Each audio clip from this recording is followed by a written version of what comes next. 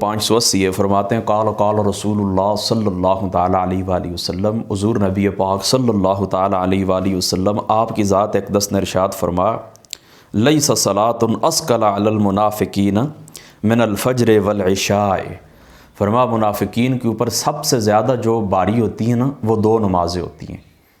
منافقین کے اوپر سب سے باری جو نمازیں ہوتی ہیں وہ کتنی ہوتی ہیں؟ دو نمازیں ہوتی ہیں۔ وہ دو نمازیں باری ہیں، کون کون سی ہیں؟ فجر ہے اور عشاء ہے۔ ان نمازوں سے زیادہ باری نماز منافقین نہیں پڑھتے۔ وَلَوْ يَعْلَمُونَ مَا فِيهِمَا لَأَتَوْهُمَا وَلَوْ حَبْوًا، اور اگر انہیں پتہ چل جائے کہ ان دونوں میں کس قدر فضیلت ہے تو انہیں گھسیٹ کے اگر آنا پڑے، گھسٹ کے آنا پڑے ان نمازوں کے لیے، تو یہ اس کے لیے حاضر ہوں۔ اب اس حدیث پاک کا معنی کیا ہے کہ منافقین کے اوپر یہ دو نمازیں کیوں باری ہیں؟ نماز فجر بھی اور نماز عشاء بھی۔ نماز فجر جو ہوتی ہے، ظاہری سی بات ہے کہ یہ وقت سستی کا وقت ہوتا ہے، ہر بندہ نیند کے اندر ہوتا ہے، تو یہ وقت سستی کا وقت ہوتا ہے، یعنی نیند کو ختم کر کے، نیند سے دوری اختیار کر کے گرم بستر چھوڑ کر آنا مشکل ہوتا ہے۔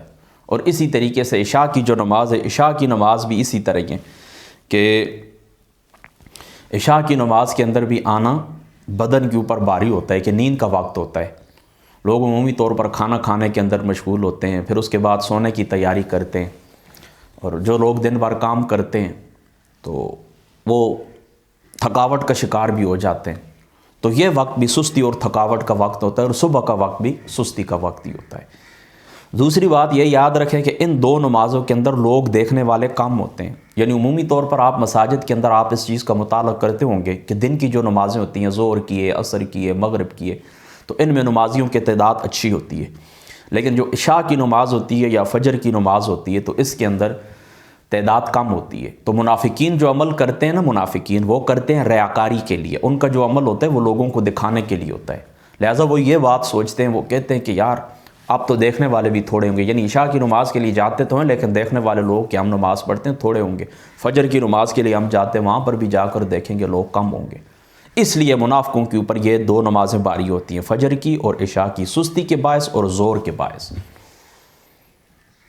آپ سمجھ گئے نا، یعنی زیادہ زور صرف کرنا پڑتا ہے نا، اور دیکھنے والے لوگ بھی کم ہوتے ہیں، لہٰذا یہ نمازیں دو منافقین کے اوپر باری ہوتی ہیں۔ اللہ تعالیٰ کی جو ذات پاک ہے ہمیں منافقت سے آزادی نصیب فرمائے، منافقت سے ہمیں بچائے، اور صحیح دین جو اللہ تعالیٰ کی ذات اقدس نے ہمیں عطا فرما، ستھرا، جس کی راتیں بھی روشن، جس کے دن بھی روشن، اس دین کے اوپر اللہ تعالیٰ کی ذات اقدس چلنے کی توفیق عطا فرمائے۔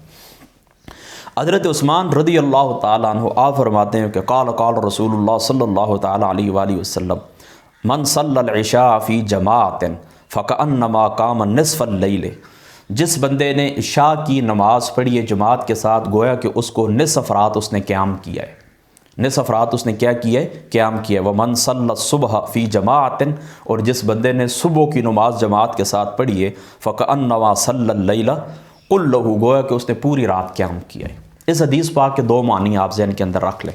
ایک معنی تو یہ ہے کہ جو بندہ فجر کی نماز ادا کرتا ہے نا تو اس کو پوری رات قیام کا ثواب ملتا ہے، اور جو بندہ عشاء کی نماز ادا کرتا ہے اس کو نصف رات قیام کا ثواب ملتا ہے۔ تو اس لحاظ سے پھر صبح کی جو نماز ہے یہ عشاء کی نماز سے افضل ہو گئی، کیونکہ عشاء کی نماز آپ پڑھتے ہیں تو نصف رات قیام کا ثواب ملتا ہے، اور صبح کی نماز پڑھتے ہیں تو پوری رات قیام کا ثواب ملتا ہے۔ بہرحال دوسرا، یہ تو ایک معنی ہو گیا نا محدثین نے جو بیان کیے، دوسرا معنی اس کا یہ، اور یہی صحیح بھی ہے، کہ جو بندہ صبح کی نماز عشاء کی نماز جماعت کے ساتھ پڑھ کے سوتا ہے نا، گویا کہ اس نے نصف رات اللہ کی عبادت کی ہے، اور جو بندہ پھر صبح کی نماز کے لیے بھی حاضر، یعنی عشاء کی نماز بھی اس نے جماعت کے ساتھ پڑھی ہے اور صبح کی نماز بھی اس نے جماعت کے ساتھ پڑھی ہے، تو گویا کہ پوری رات اس نے قیام کیا ہے، یعنی نصف رات کا ثواب اس کو ملا ہے عشاء با جماعت پڑھنے سے، اور نصف رات قیام کا ثواب اس کو ملا ہے صبح با جماعت ادا کرنے سے، فجر کی نماز با جماعت ادا کرنے سے۔ آپ سمجھ گئے نا، اس حدیث پاک کے اندر بھی مشکل بات کوئی بھی نہیں۔ یہ تھی حدیث نمبر 581۔ آگے بڑھیے حدیث نمبر 582۔ حضرت ابن عمر رضی اللہ تعالیٰ عنہ آپ رسول اللہ کے صحابی فرماتے ہیں قال رسول اللہ صلی اللہ تعالیٰ علیہ وآلہ وسلم لا یغلبنکم الاحراب علی اسم صلاتکم المغرب، فرمایا جو دیہاتی ہیں نا، دیہاتی لوگ، ایسا نہیں ہونا چاہیے کہ دیہاتی لوگ تمہاری نماز مغرب کے نام کے اوپر غالب آ جائیں، صلاتکم قال ویقول الاحراب وی العشاء، ٹھیک ہے، دیہاتی لوگ، اعرابی لوگ اسے عشاء کہتے ہیں۔ وقال لا یغلبنکم الاحراب علی صلاتکم عشاء فإن فی کتاب اللہ العشاء فإنها توتم بہلاب الابل۔ کوئی بھی مشکل بات نہیں اس حدیث پاک کے اندر، بہرحال ترجمہ آپ سن لیں کہ رسول اللہ نے فرمایا ایسا نہیں ہونا چاہیے کہ دیہاتی لوگ تمہاری نماز مغرب کے نام کے اوپر غالب آ جائیں۔ حضور نے فرمایا کہ احرابی اسے عشاء کہتے ہیں، اور نہ غالب آ جائیں احرابی تمہاری نماز عشاء کے نام کے اوپر کہ وہ اسے عتمہ کہتے ہیں۔ یعنی مغرب کو آپ مغربی کہیں گے، مغرب کو آپ عشاء نہیں کہیں گے۔ وہ لوگ مغرب کے وقت کو، یعنی کلام عرب کے اندر نا عشاء کے اوپر بھی، مغرب کے اوپر عشاء کا اطلاق بھی ہو جاتا ہے۔ تو مغرب کا جو وقت ہے کس وجہ سے کہ اس وقت سورج غروب ہوتا ہے، لہٰذا اس کو آپ مغربی کہیں گے۔ یہ دیہاتی لوگ اس کو عشاء کہہ دیتے ہیں، یہ عشاء نہیں ہے، یہ کیا ہے، یہ مغرب ہے۔ اب آپ سمجھ گئے نا، دیہاتی لوگ مغرب کے وقت کو یا مغرب کی نماز کو وقت عشاء کہتے ہیں، ایسا بھی نہیں ہونا چاہیے۔ اور دوسرا فرمایا کہ یہ لوگ عشاء کی نماز کو عتمہ کہتے ہیں، عشاء کی نماز کو کیا کہتے ہیں، عتمہ کہتے ہیں۔ فإنها تعتم بہلاب الابل، یہ اس وجہ سے اس کو عتمہ کہتے ہیں کہ اس وقت یہ دودھ دوتے ہیں۔ ان کے جو جانور ہیں نا، بکریاں ہیں یا اونٹ ہیں، کچھ بھی ہیں، گائے وغیرہ جو کچھ بھی ہیں، ان کا یہ دودھ دوتے ہیں۔ کس وقت کہ جس وقت یہ شفق غائب ہو جاتی ہے۔ شفق کا معنی میں آپ کو بتا چکا ہوں کہ شفق کا معنی حضرت امام اعظم ابو حنیفہ رضی اللہ تعالیٰ عنہ آپ کے نزدیک سفیدی ہے، سفیدی کا غائب ہونا۔ یہ جو سفیدی ہوتی ہے نا مغرب کے وقت، جو سرخی ہوتی ہے نا تو اس کے بعد سفیدی ہوتی ہے، وہ سفیدی جس وقت غائب ہو جاتی ہے تو یہ شفق کا غائب ہونا، اس سفیدی کا غائب ہونا، اس کے بعد پھر عشاء کا وقت شروع ہو جاتا ہے۔ تو دیہاتی لوگ مغرب کو عشاء کہتے ہیں، اور عشاء کو کیا کہتے ہیں، عتمہ۔ عشاء کو کیا کہتے ہیں، عتمہ۔ تو آقا علیہ الصلوۃ والسلام نے فرمایا وہ لوگ تمہارے اوپر غالب نہ ہیں، مغرب کو مغرب کہنا ہے اور نماز عشاء کو نماز عشاء کہنا ہے۔ کیوں کہ وہ اللہ تعالیٰ کی کتاب کے اندر، وہ جو مشہور آیت ہے وہ اللہ تعالیٰ کی کتاب کے اندر کیا کہلاتی ہے، عشاء کہلاتی ہے۔ اچھا، یہاں سے دو باتیں آپ ذہن کے اندر رکھیں۔ ایک بات تو یہ ذہن کے اندر رکھیں کہ زبان جو ہوتی ہے نا، زبان اصطلاح شرع کے موافق ہونی چاہیے، اصطلاح شرع کے مطابق ہونی چاہیے۔ زبان اصطلاح شرع کے مطابق ہونی چاہیے، شرع کے موافق ہونی چاہیے۔ یہ جو زمانہ جاہلیت کے وہ قصے یا زمانہ جاہلیت کے جو لوگ ہیں یا ان کی روش کے اوپر چلنے والے باطل گروہ، بدبخت گروہ، اسی طریقے سے فاسق فاجر گروہ، یہ جو بولیاں بولتے ہیں نا، تو ان بولیوں کے مطابق آپ نے گفتگو نہیں کرنی۔ اس بولی کے مطابق آپ نے کسی جگہ کا، کسی وقت کا نام آپ نے نہیں رکھنا۔ بولی زبان اصطلاح شرع کے موافق ہونی چاہیے۔ آقا علیہ الصلوۃ والسلام نے دیکھا نا، یہاں پر نہیں کس بات سے، یہاں پر نہیں ہے کہ وہ جو اہل بادیہ ہیں نا، دیہاتی لوگ، اہل بادیہ دیہاتی لوگ وہ ہیں، تو ان کی بولی تمہاری بولی کے اوپر غالب نہیں آنی چاہیے۔ لیکن اس سے مراد قیامت تک آنے والے تمام مسلمان ہیں کہ خبردار ان کی بولی کبھی بھی آپ نے استعمال نہیں کرنی۔ اب آپ سمجھ گئے نا، بولی کس کے مطابق ہونی چاہیے، شرع کے مطابق ہونی چاہیے، شریعت کے مطابق ہونی چاہیے۔ ہاں البتہ یہ بات آپ ضرور ذہن کے اندر رکھ لیں کہ کوئی ان کی گفتگو ایسی گفتگو کہ جو ٹھیک ہے، یعنی وقت کے لحاظ سے، آلات کے لحاظ سے ٹھیک ہے، تو پھر اس کے اندر اس کے بولنے میں کوئی حرج نہیں ہے۔ لیکن یہاں پر پتہ ہے کیوں منع کیا گیا، اس لیے منع کیا گیا کہ عتمہ کہتے ہیں تاریکی کو۔ تو نماز عشاء کا کیا مطلب ہوا، تاریکی کی نماز۔ نماز عشاء کا کیا مطلب ہوا، تاریکی، نماز عتمہ یعنی تاریکی کی نماز۔ اور نماز کیا ہے، نماز تو نور ہے، سراسر نور ہے۔ نماز کا اول نور، اوسط نور، آخر نور، نماز نور علی نور ہے، نماز نور ہے۔ لہذا وہ اس کو کیا کہ اس وقت کو کیا کہتے تھے، عتمہ کہتے تھے، یعنی تاریکی کا وقت، تاریکی کی نماز۔ تو اس سے منع کیا گیا کہ آپ نے اس کو عتمہ نہیں کہنا، آپ نے اس کو عشاء کہنا ہے۔ اور اللہ تعالیٰ نے قرآن کے اندر بھی اس کے لیے عشاء کا لفظی استعمال فرمایا ہے۔ سمجھ گئے نا، اس بات کے اندر بھی کوئی مشکل بات نہیں ہے۔ آگے بڑھیے، حدیث نمبر 583، یعنی یہ جو حدیث پاک جس کا آپ نے مطالعہ کیا ہے، یہ حدیث نمبر 582 ہے، اور یہاں پر حدیث نمبر 583 حضرت علی رضی اللہ تعالیٰ عنہ آپ فرماتے ہیں ان رسول اللہ صلی اللہ تعالیٰ علیہ وآلہ وسلم قال یوم الخندق حبسونا عن صلاۃ الوسطی صلاۃ العصر۔ حضرت علی رضی اللہ تعالیٰ عنہ آپ فرماتے ہیں کہ رسول پاک صلی اللہ تعالیٰ علیہ وآلہ وسلم نے یوم الخندق، خندق کے دن فرمایا، ان کفار نے ہمیں نماز وسطی یعنی نماز عصر پڑھنے سے روک دیا ہے۔ حبسونا عن صلاۃ الوسطی یعنی صلاۃ العصر، یعنی کا لفظ میں آپ کہہ رہا ہوں نا، یہاں پر حدیث پاک میں یعنی کا لفظ نہیں، صلاۃ العصر۔ ان کفاروں نے ہمیں روکا ہے صلاۃ عصر سے، ملا اللہ، ٹھیک ہے، ملا اللہ بیوتہم و قبورہم نارا، اللہ تعالیٰ ان کے گھروں اور ان کی قبروں کو آگ سے بھر دے۔ یوم الخندق کے دن، خندق کی جو جنگ تھی، اس میں حضور علیہ السلام نے غزوہ خندق والے دن کیا فرمایا کہ ان لوگوں نے ہمیں نماز عصر سے، درمیانی نماز سے، صلاۃ عصر سے یعنی درمیانی نماز سے یعنی صلاۃ عصر سے ہمیں روکا ہے۔ تو اللہ تعالیٰ کیا کرے، ان کے گھروں کو اور ان کی قبروں کو آگ سے بھر دے۔ یہاں پر چند باتیں آپ نے ذہن کے اندر رکھنی، ان کے گھروں کو اور ان کی قبروں کو آگ سے بھر دے۔ قبروں کو آگ سے بھر دے، یہاں پر عذاب قبر کی طرف بھی اشارہ ہے، عذاب قبر کی طرف بھی اشارہ ہے کہ عذاب قبر کیا ہے حق کے، کہ ان کفار کی جو قبریں ہوتی ہیں یا دیگر جو گنہگار لوگ ہوتے ہیں تو ان کو عذاب ہوتا ہے قبر کے اندر، یہ عذاب قبر کی طرف بھی اشارہ ہے۔ دوسرا فرمایا ان کو گھروں کو آگ سے بھر دے، ان کے گھروں کو آگ سے بھر دے۔ تو دیکھیں ان الفاظ کا اثر آج بھی معاشرے کے اندر موجود ہے۔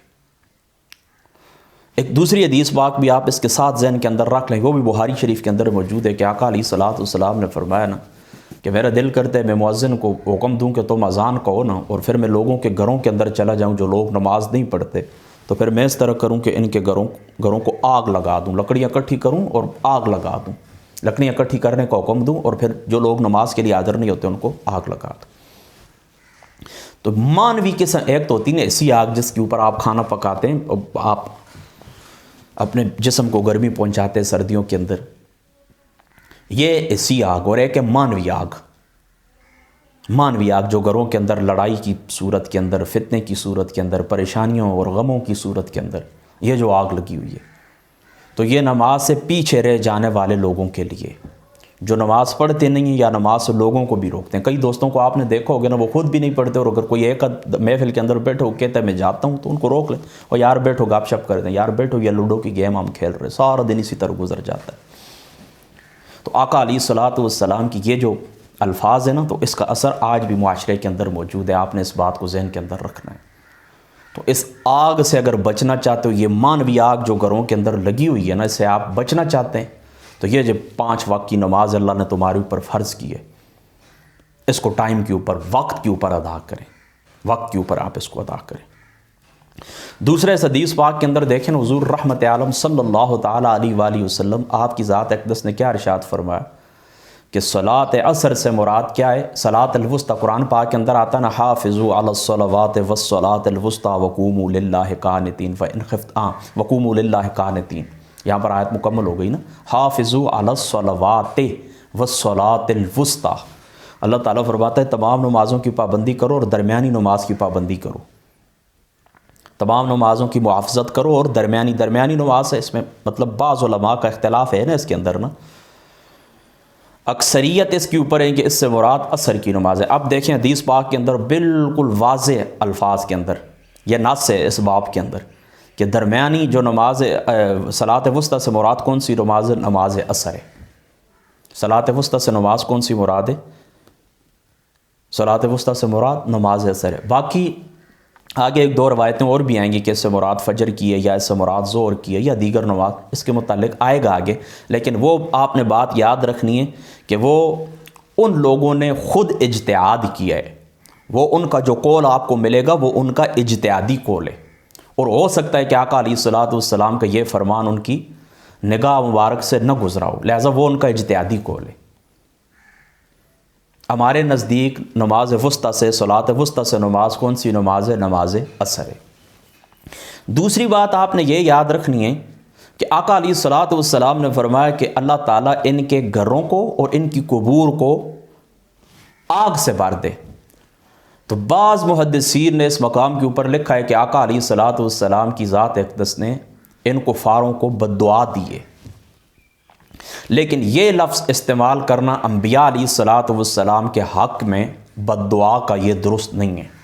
کیوں درست نہیں ہے؟ کہ انبیاء علیہ الصلوۃ والسلام کا کوئی فعل بھی بد نہیں ہوتا، انبیاء علیہ الصلوۃ والسلام کے تمام افعال جو ہوتے ہیں وہ خیر ہی خیر ہوتے ہیں۔ انبیاء علیہ الصلوۃ والسلام کے تمام افعال مستحسن ہی ہوتے ہیں، جن کی تحسین کی جاتی ہے، جن کے اوپر شاباش اور آفرین دی جاتی ہے. یعنی ایک فعل نہ وجود کے اندر آتا ہے، وہ برا بھی ہو سکتا ہے، اچھا بھی ہو سکتا ہے. لہٰذا یہاں پر بد دعا کا لفظ نہیں بولا جائے گا. تو اب آپ کے ذہن کے اندر یہ بات ہوگی کہ پھر کیا بولیں. یہاں پر لفظ بولنا چاہیے دعائے ضرر، کہ آقا علیہ الصلوۃ والسلام نے ان کے حق میں دعائے ضرر کیے کہ انہوں نے ہمیں نماز سے روکا ہے، تو اس کے بدلے میں اللہ تعالیٰ کی ذات اقدس کیا کرے کہ ان کے گھروں کو اور ان کے، یعنی 4 نمازیں رہ گئی تھیں نا خندق والے دن، تو فرمایا اس کے بدلے ان کا کیا ہو، گھروں کے اندر بھی آگ لگے اور قبروں کے اندر بھی آگ لگے. اب آپ سمجھ گئے نا. تو انبیاء علیہ الصلوۃ والسلام کے لیے یہ لفظ نہیں بولنا چاہیے، بلکہ دعائے ضرر کے الفاظ استعمال کرنے چاہیے. دوسری بات یہ یاد رکھیں کہ آقا علیہ الصلوۃ والسلام کو ان کفار سے یوم احد کو بھی تکلیفیں پہنچی تھی. یوم احد میں بھی آقا علیہ الصلوۃ والسلام کو خندق سے زیادہ تکلیفیں پہنچی تھی، لیکن اس مقام کے اوپر آقا علیہ الصلوۃ والسلام کی ذات اقدس نے دعائے ضرر نہیں فرمائی. لیکن اس مقام کے اوپر آقا علیہ الصلوۃ والسلام نے دعائے ضرر فرمائی ہے کہ اب نمازیں ہماری 4 ان کی وجہ سے رہ گئیں، ان میں نماز اثر بھی تھی، تو اللہ کرے کہ ان کے گھروں میں بھی آگ لگے اور ان کی قبروں کے اندر بھی آگ لگے. تو حضرت محدث دہلوی صاحب رحمۃ اللہ تعالی علیہ، آپ کی ذات مقدس، آپ نے اس مقام کے اوپر لکھا ہے، آپ فرماتے ہیں کہ وہ جو معاملہ تھا وہ حضور کی ذات تک تھا. آقا علیہ الصلوۃ والسلام کو جو تکلیف پہنچی تھی حضور کی ذات اقدس کے ساتھ اس کا تعلق تھا، اور اس کا تعلق حقوق اللہ سے، یعنی نماز حقوق اللہ سے نا، اللہ کے حقوق میں سے نا.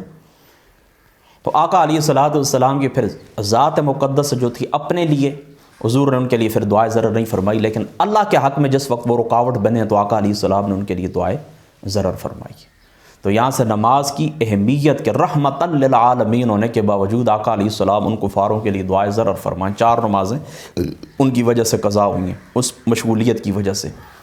تو نماز کی اہمیت کا بھی آپ اندازہ لگائیں کہ نماز کتنی محتم بشان عبادت ہے، کہ حضور رحمت عالم صلی اللہ تعالیٰ علیہ وآلہ وسلم کی ذات مقدسہ جس وقت انہوں نے روکا، کتنی تکلیفیں دی ہیں، کبھی دعائے ضرر نہیں فرمائی. وہ طائف والا دن یاد ہے نا آپ کو، وہ حدیث پاک مشہور ہے کہ کتنی تکلیفیں طائف والے دن پہنچی تھی حضور کی ذات اقدس کو.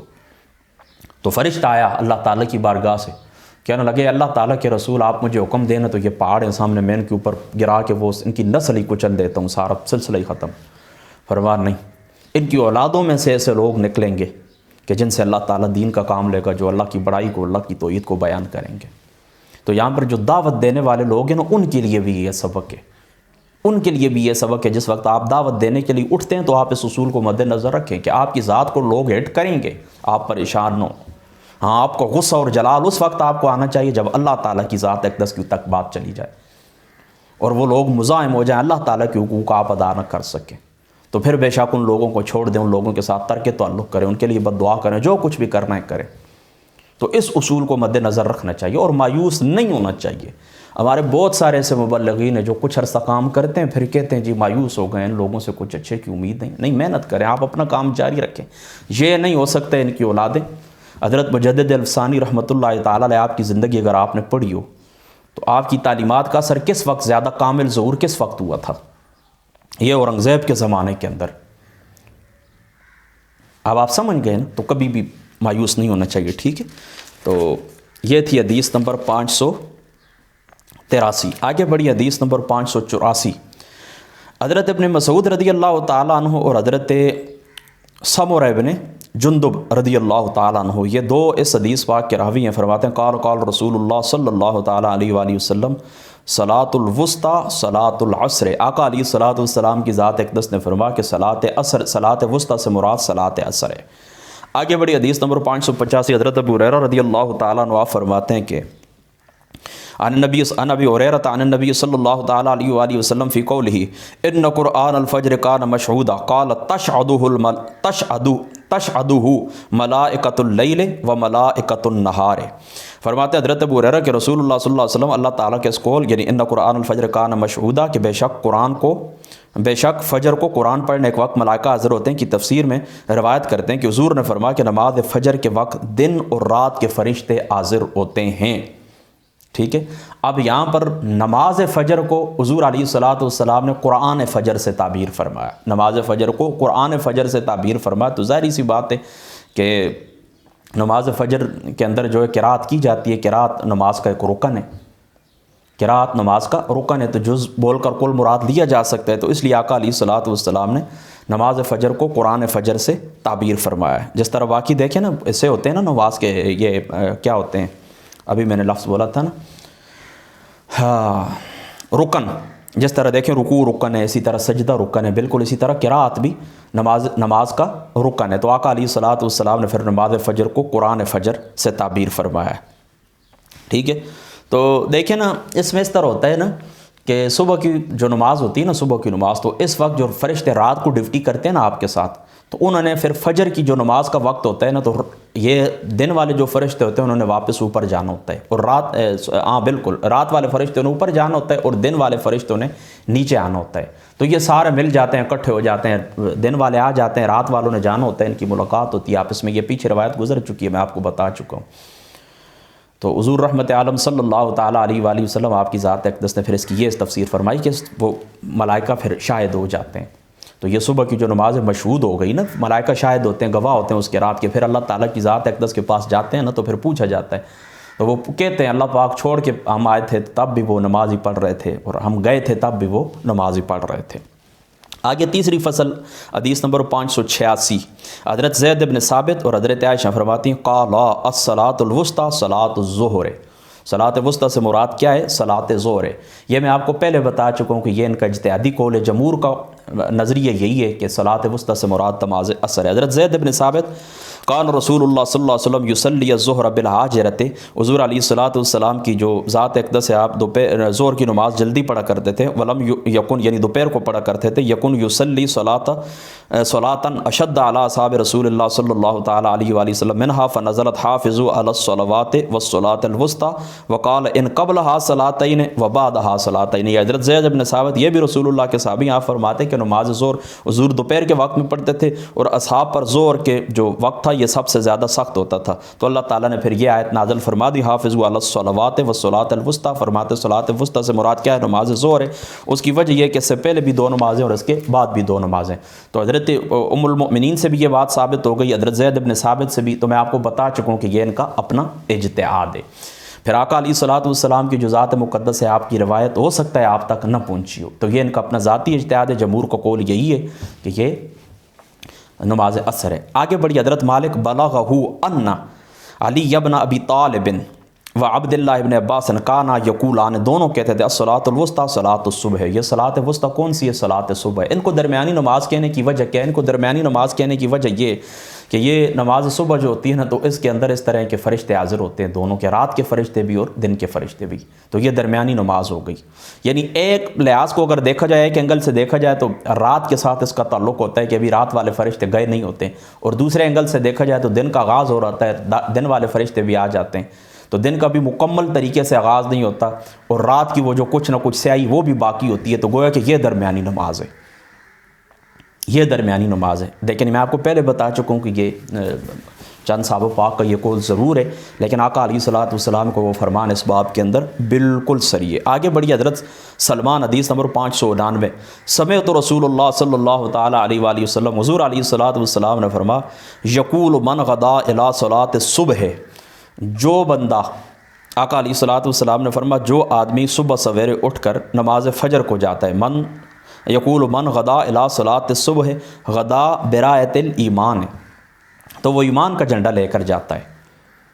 وہ کس کا جھنڈا لے کر جاتا ہے؟ جو بندہ نماز فجر کے لیے ایمان کا جھنڈا لے کر جاتا ہے، کیونکہ اس سے وہ مقابلہ کرتا ہے۔ یہ مسلمانوں کو جھنڈے جو پکڑائے جاتے تھے نا، علم ہوتے تھے، نشان ہوتے تھے نا، تو پھر وہ جا کے آگے مقابلہ کیا کرتے تھے۔ تو یہ ایمان کا جھنڈا لے کر جاتا ہے، یعنی نفس کے ساتھ بھی مقابلہ کرتا ہے اور شیطان کے ساتھ بھی مقابلہ کرتا ہے۔ ومن غدا الی السوق غدا برایت ابلیس، غدا برایت ابلیس، اور جو بندہ صبح صبح اٹھ کے بازار کی طرف جاتا ہے تو گویا کہ وہ ابلیس کا جھنڈا اٹھا کے جاتا ہے، یعنی وہ ایمان والوں کے خلاف اس کی لڑائی ہوتی ہے، اپنے نفس پروری ہوتی ہے، اپنی تن پروری ہوتی ہے، اور اپنے نفس کو راضی رکھنا ہوتا ہے، اپنے شیطان کو راضی رکھنا ہوتا ہے۔ ابلیس کا جھنڈا ابلیس کی وہ سائڈ کے اوپر ہوتا ہے۔ لیکن یاد رکھیں کہ صبح صبح بازار کے اندر جانا کوئی ممانعت نہیں ہے، بشرطے کہ صبح کی نماز ادا کر کے اپنے حلال رزق کے لیے یا دیگر کسی ضرورت کے لیے جائے۔ ہاں صبح کی نماز چھوڑی ہے، اس نے صبح نماز نہیں پڑھی،